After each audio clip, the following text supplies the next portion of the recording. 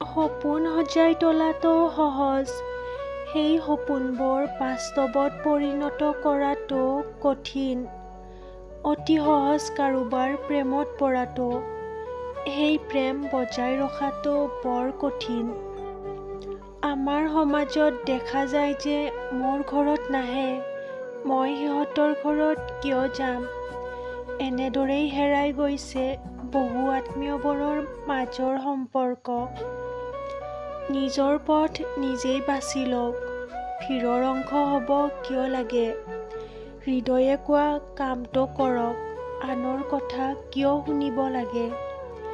বাটটোতো আপোনাৰ, সপোনবোৰ আপোনাৰ, তাৰ পিছত কিয় আনে দেখুওৱা বাট অনুসৰণ কৰিব লাগে?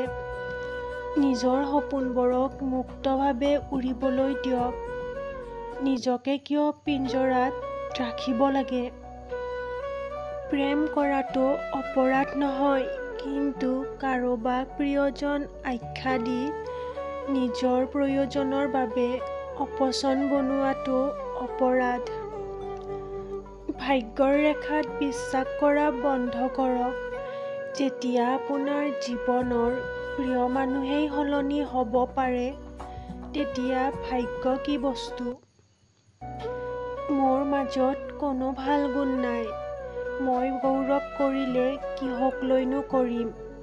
সেইবাবে মোক জনে যি বুলি ভাবে, মই তাৰ বাবে তেনেকুৱাই।